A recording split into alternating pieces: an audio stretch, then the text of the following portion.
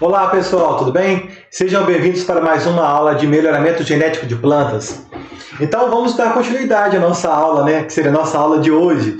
Por quê? Porque a gente acabou de falar sobre a introdução de plantas, Quem não está acompanhando a sequência, é o último vídeo que a gente postou no canal. E agora vamos falar sobre seleção de plantas, Então, a seleção no melhoramento genético de plantas, tá bom? Então, recordando que esse aqui é o segundo vídeo de hoje, da aula de hoje, e em breve, quando terminar esse, nós vamos para o de hibridação, tá bom? Então, vamos lá. Deixa eu ver se a gravação está tudo certinho ali, porque eu estou fazendo o upload e estou gravando. Espero que o computador não pife aqui não. Vou ter que fazer vaquinha para comprar um computador novo. Aí, ó, musiquinha boa aí, ó. Eita, delícia. Vamos lá, então, introdução. Tá gravando, tá tudo certinho. Pessoal, então o que é qual a definição de seleção, Consiste na escolha das melhores plantas dentro de uma população segundo objetivos pré-determinados, Então você vai ver lá naquela população, você tem várias plantas ali. Você vê, nossa, tem diferença essas plantas, elas não estão homogêneas. Será que elas, essa heterogeneidade que eu estou observando é de origem genética ou de origem ambiental? Então você vai fazer a seleção daquelas que te interessam e vai dar continuidade ao seu programa de melhoramento. E a partir dessa seleção, você pode simplesmente lançar uma cultivar, melhorar uma população, para que mais tarde você obtenha populações melhoradas, para que seja o repertório de um banco de linhagens, por exemplo. Então, isso depende de cada objetivo que você preestabeleceu, tá bom? Mas, basicamente, seleção é isso daí. E aí, dentro desse contexto da seleção, a gente topa com um tópico que seria a teoria das linhas puras, Por quê? Porque quando você faz seleção, hoje está super bem batido esses conhecimentos que a gente vai falar aqui agora. Mas há alguns séculos atrás isso não era tão claro, E alguns pesquisadores trabalharam com isso, Mas Johansen, que foi um botânico dinamarquês, em 1903, até combinou, ele ao estudar a cultivar Princess, ele verificou alguns fenômenos interessantes e desta forma ele conseguiu estabelecer algumas hipóteses científicas e deixou mais claro alguns conceitos que nós vamos elucidar aqui agora, tá bom? Então, o que Johansen ele trabalhou, Ele pegou vamos dizer assim, esse barril aqui, cheio lá de feijão, dessa cultivar que é a Princess. E aí, ele percebeu que naquele barril ali, tinham sementes de vários tamanhos diferentes, E aí ele falou assim, olha, por que será que existem... Pessoal, lógico que aqui eu estou fazendo todo um teatro, não foi bem assim não. Inclusive eu tenho um artigo científico dele e de como foi feito o trabalho. Quem quiser depois, eu posso até mandar para vocês aí, tá? Mas aqui é lógico que é um teatro, Então ele ficou pensando assim, olha, por que será que existe essa diferença entre semente grande e semente pequena? Será que isso é alguma coisa genética? O que será que está por trás disso daí? E aí...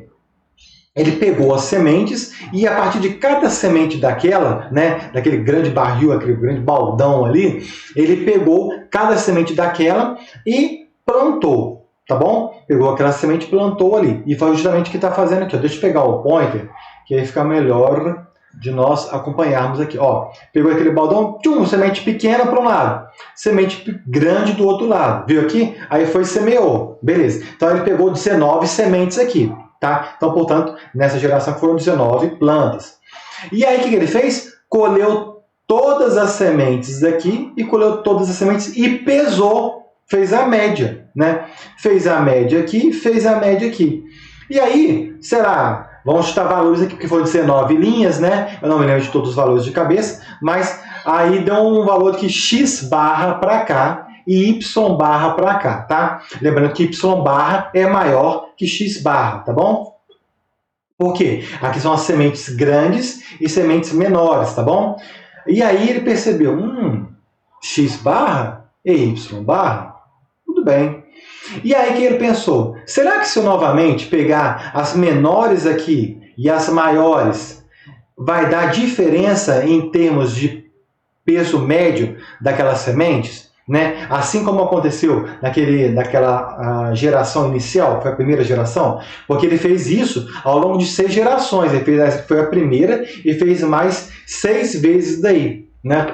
E aí ele foi e pensou, será que vai acontecer a mesma coisa? E ele fez da mesma forma para as outras linhas. Né? Então ele fez a primeira, para a segunda, terceira, até a última, né? 19ª linha. Então, aí ele obteve a média de X barra, você lembra? E aí ele percebeu que aquela planta, a menorzinha aqui, ó, foi da extrair daquela semente menor, olha aqui, a produtividade deu X barra. Ele falou, interessante. E aqui a maior, né, que ele extraiu daquela semente original, você lembra que a média foi X barra? O filho foi X barra também. O que será que pode estar acontecendo? Então vamos para o outro lado. Lembre-se que a média que tinha dado Y barra, então porque Y barra é maior que X barra. E aí, ele pegou a menorzinha, semeou e obteve Y barra. What? E aqui a maior, ele foi, semeou e colheu todas, né, fez a média e obteve a Y barra. Gente, aí eu pergunto para vocês, o que será que está acontecendo aqui? O que será que está acontecendo? Criatura, olha lá, o cientista estabeleceu as suas hipóteses, foram testadas em 1903. E você, a partir dessas reflexões que nós falamos aqui, lógico que nós sintetizamos muitas coisas, mas só falando isso, dá para você concluir o que ele estabeleceu lá tempos atrás. O que você acha aí?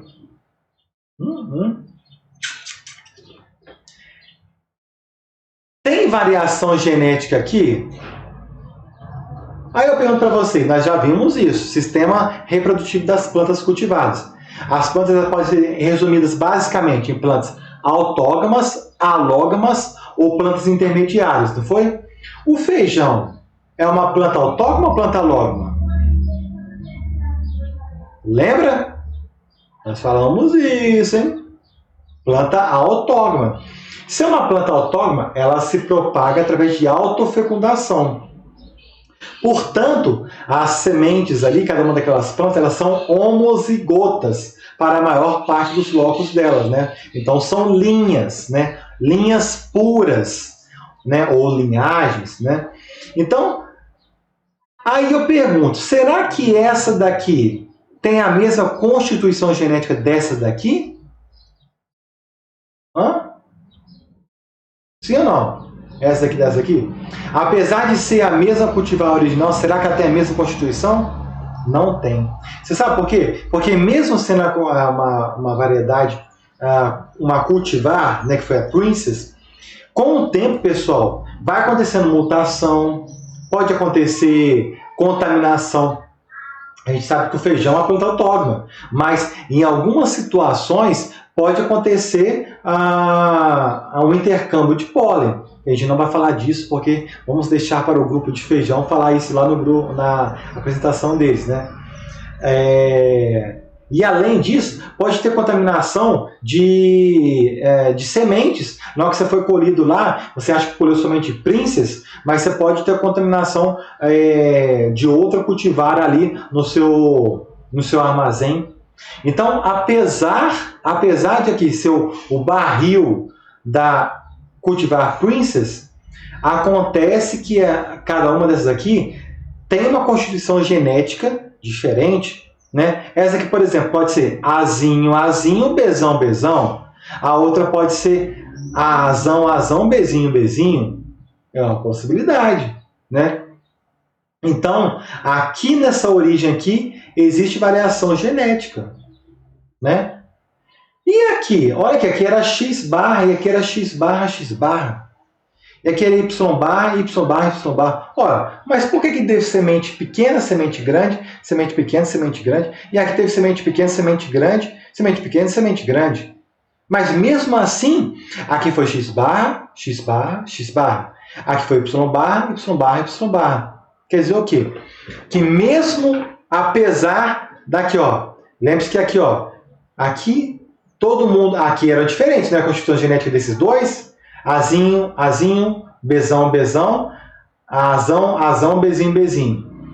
Tá vendo que daqui para cá é diferente. Mas dessa planta para baixo, como uma planta que propaga por autofecundação, daqui para baixo todas terão a mesma constituição genética. Então, o que explica a variação no peso aqui? É uma questão ambiental. Percebam?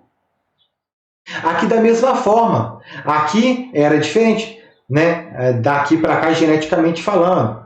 Mas daqui para baixo, nos 6 ciclos após, toda a constituição genética é a mesma, porque é uma planta que se propaga por autofecundação, né?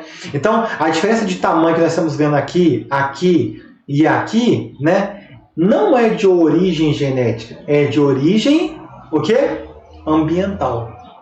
Então, Johansen ele estabeleceu, olha, então existem variações que são herdáveis e que não são herdáveis. Portanto, variações genéticas e variações ambientais. Lembre-se lá que a gente falou lá em genética, cansamos de falar isso.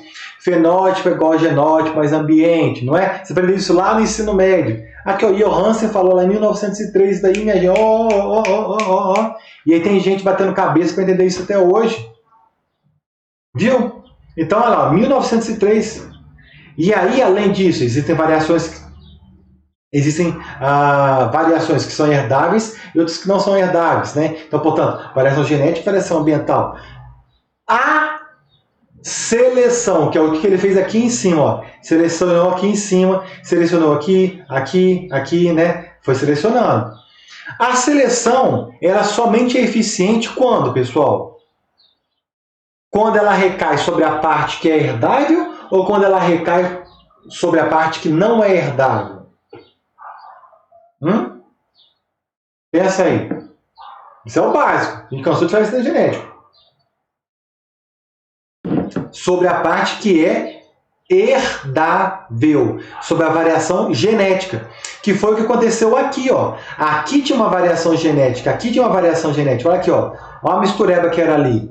Mas daqui para baixo são todas iguais. Daqui para baixo são todas iguais. Então, não tem sentido fazer seleção aqui dentro, aqui. Não tem sentido fazer seleção aqui dentro, mas seleção entre tem sentido. Viu a diferença? Seleção dentro não tem sentido, porque geneticamente é tudo igual. Seleção dentro não tem sentido, porque todas são iguais.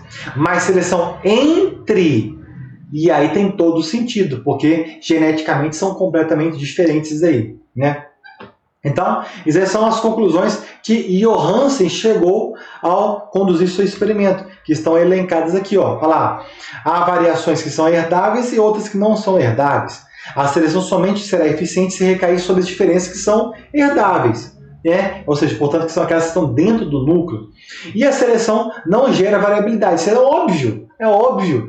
Por quê? Vamos voltando no slide anterior, né, para quem não percebeu isso. Eu criei alguma nova combinação genotípica aqui dentro? Não. Eu criei uma nova combinação genotípica aqui dentro? Também não. Porque aqui era Azinho, Azinho, Bzão, Bzão. Aqui era Azão, Azão, Bzinho, Bzinho. Chutando uma possibilidade genotípica qualquer aí, tá? Obviamente nós estamos restringindo muito, porque a produtividade, principalmente no quesito massa de grão, né, que é a massa do grão de feijão aí, são vários genes envolvidos na característica. Aqui nós estamos reduzindo somente a 2 genes com 2 alelos cada, né? Mas ela não criou variabilidade, porque todos aqui eram exatamente iguais e todos aqui eram exatamente iguais. Então, a seleção não gera variabilidade, né? Então, essa foi a teoria estabelecida por Johansen em 1903. E nós utilizamos esses conhecimentos que, apesar de, para que nós hoje, são conhecimentos tão básicos, né? Para aquela época foi uma grande revolução, porque ele conseguiu deixar isso de uma forma bem clara e bem científica, porque ele estabeleceu hipóteses e conseguiu testar as suas hipóteses e chegando às suas conclusões aí, né?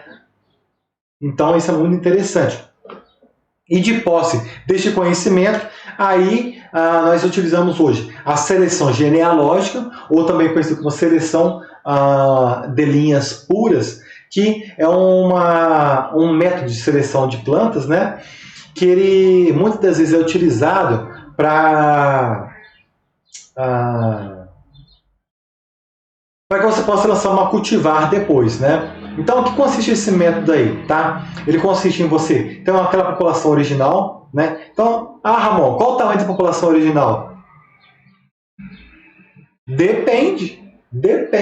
Por que depende? Se vamos variar uma população com grande variabilidade genética, né?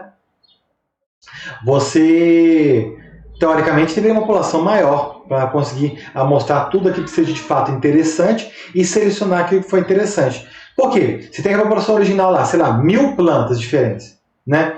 E aí você vai pegar aquelas plantas que te interessam, colhe aquelas sementes e semeia todas aquelas sementes daquela planta em linha. Ó, tá vendo aqui, ó? Tá vendo? Semeou em linha. É justamente o que o Johansen fez. Olha aqui, ó. Semeou em linha, ó.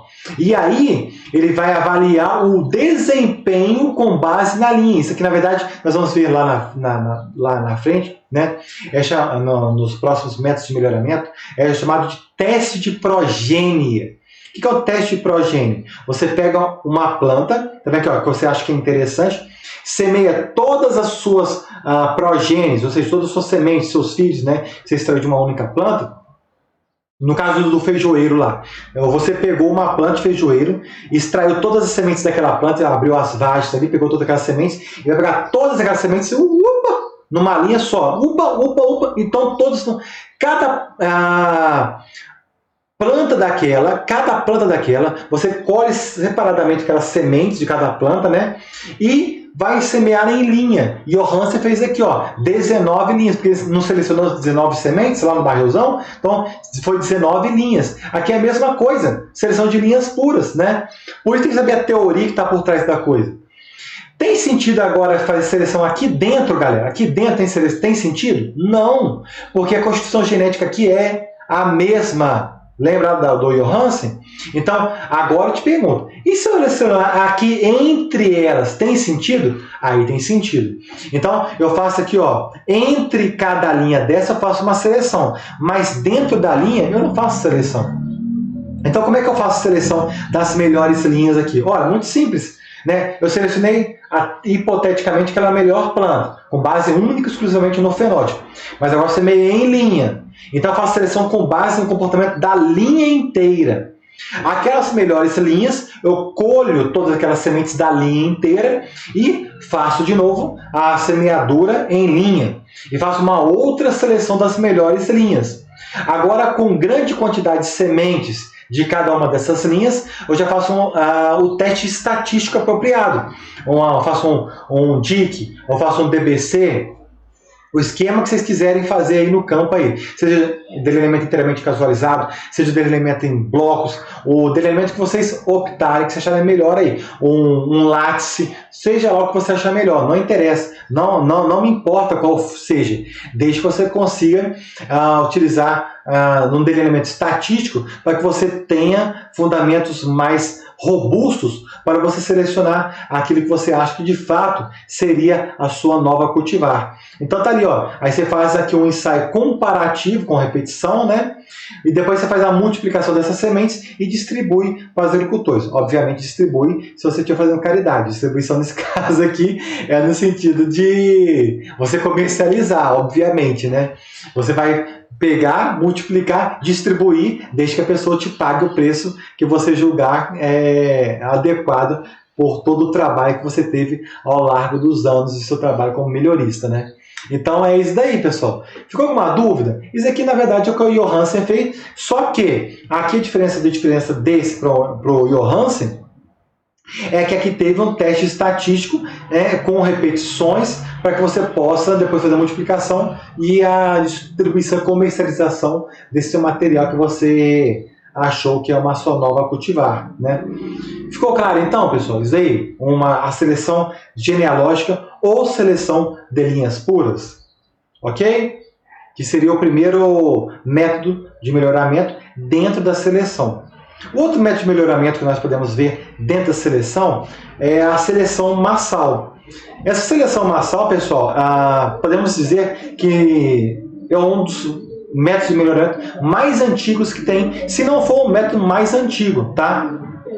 Por quê? Como é que é esse método aqui? Lá na origem, quando o homem ele era nômade, né? Passava de região para região, fazendo coleta dos seus alimentos, né?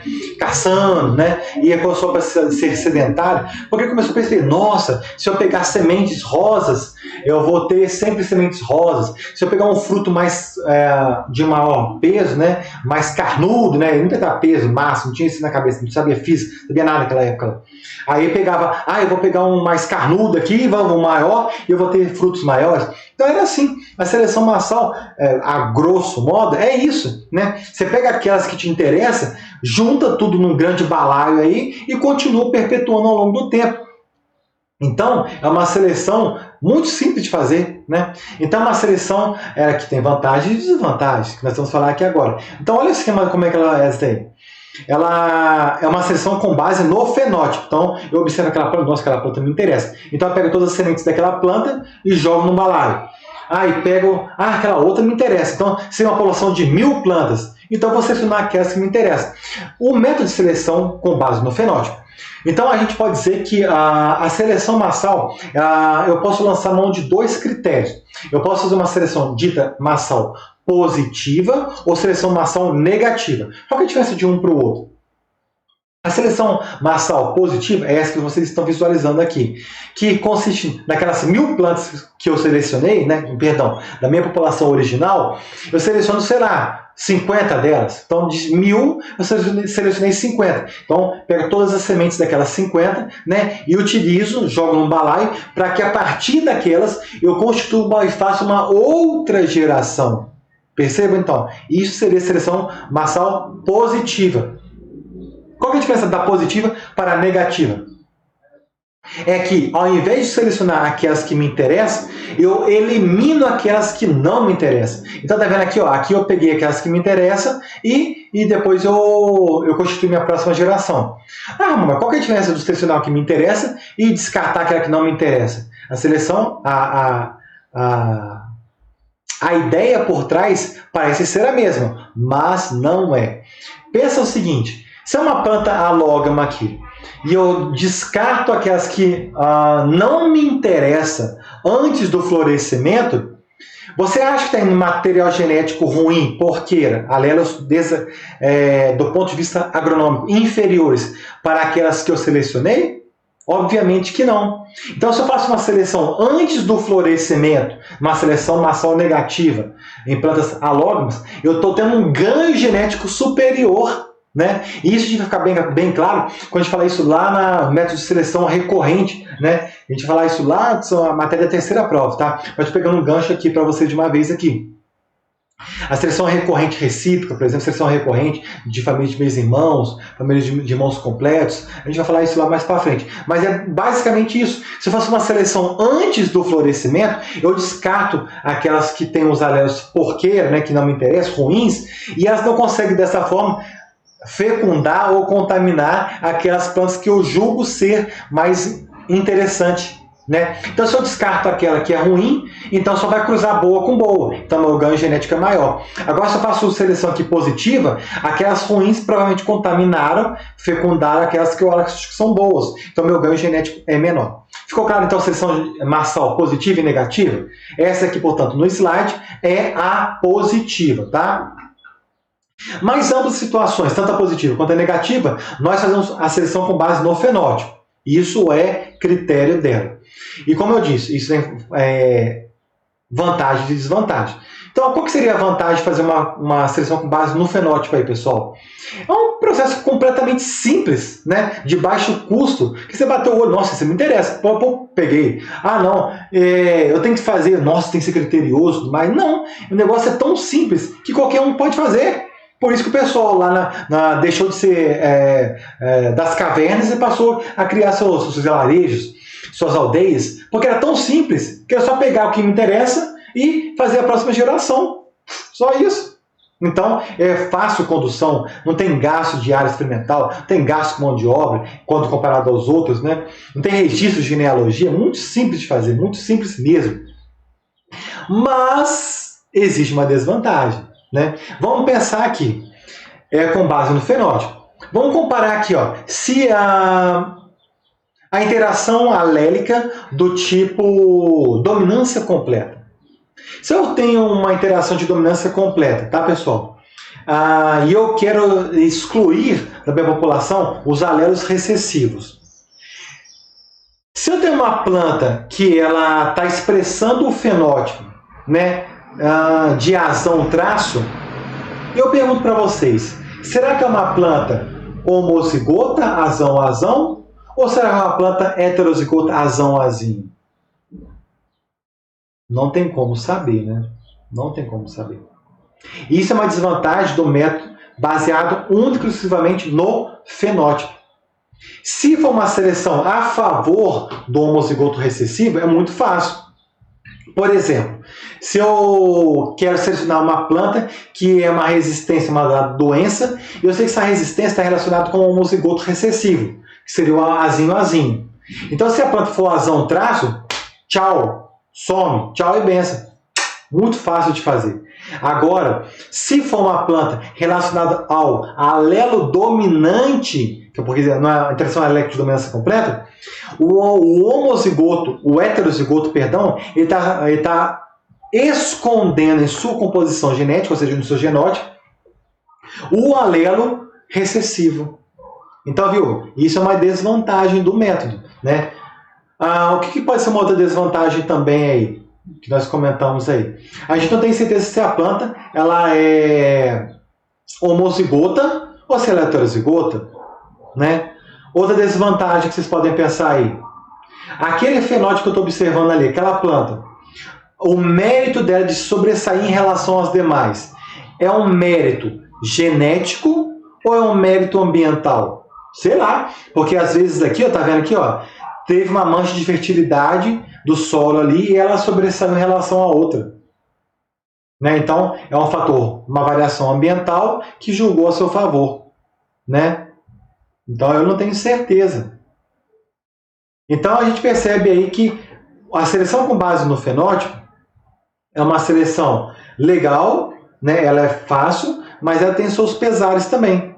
Outro pesar aí que a gente pode dizer, imagina se for uma característica quantitativa de baixa herdabilidade. Pensa aí, filho. Pensa aí. Pensa, minha filha. Pensa. Sabe que isso vai dar certo? Uma característica quantitativa de baixa herdabilidade? Lembra que a gente falou do capítulo de herdabilidade? Tem vídeo no canal aí. Fatores que influenciam na herdabilidade. Se é de baixa herdabilidade, tem uma grande influência do ambiente. Então, características de baixa herdabilidade não dão certo com a seleção fenotípica. Seleção com base única e exclusivamente no fenótipo. Então, né, tudo tem vantagem e desvantagem. Então, tá aí, né? É interessante, é prático, mas tem essas peculiaridades aí. Ramon, então não vou usar? Não, tem trabalhos na literatura aí, tem programas de melhoramento que utilizam isso até hoje. Né? E é muito bom, né? Então faz uma seleção recorrente aí, ó, de família de meio-irmãos, por exemplo, em milho, você pode utilizar basicamente isso daí. Eu tenho um programa de melhoramento aqui onde eu trabalho, eu tenho duas seguintes programas de melhoramento, que é o melhoramento populacional, que é baseado em família de meio-irmãos, né, de milho, e eu tenho um melhoramento baseado em obtenção de híbridos. Então eu tenho minhas linhagens endogâmicas ali, para dessa forma ver quais são as melhores combinações que podem ser possíveis. A partir dela, nós tomamos um susto aqui, dessa bicicleta, essa menina caiu ali. E dessa forma, obter os melhores híbridos simples, né? Então, eu coloco meus orientados para conduzir essas duas linhas de programa de melhoramento aí. Então, a seleção massal, ela é importante para o melhoramento populacional? Sim, é muito importante. E isso eu faço aqui também no programa de melhoramento genético aqui de milho no Instituto Federal do Triângulo Mineiro, né? Então, cada pesquisador, ele deve pensar, quando está conduzindo o seu programa de melhoramento, tanto a curto, médio e longo prazo. Tá bom, pessoal? Então, a seleção massal, ela é muito importante, né? Também, tanto para plantas autógamas quanto para plantas alógamas. Eu falei no meu caso de milho, mas a gente pode citar também para o caso de plantas autógamas. Poderia utilizar isso para feijoeiro, para soja? Pode, você pode utilizar. Só que pense o seguinte: a seleção massal ou seleção genealógica, quando comparada aos métodos de hibridação, que será a matéria da próxima videoaula, ela tem a desvantagem de não criar novas combinações híbridas, novas combinações fenotípicas e genotípicas, né? E isso pode ser uma desvantagem, porque chega ao seu platô de produtividade, por exemplo, mais rapidamente. Mas isso é a matéria para a próxima aula. Beleza, pessoal? Então é isso daí, rapidinho. Falei para vocês, deu um vídeo de 30 minutinhos, melzinho na chupeta. E aí nós vamos falar no próximo slide de hibridação. No mais, por enquanto, muito obrigado pela presença de vocês. Espero que tenha sido claro aí. Dúvidas, mandar via WhatsApp ou mandar aí no YouTube, que eu terei prazer em respondê-los aí assim que é possível. Combinado? Então, obrigado pela presença, pela companhia de vocês. No mais, fique com Deus. Tchau, tchau.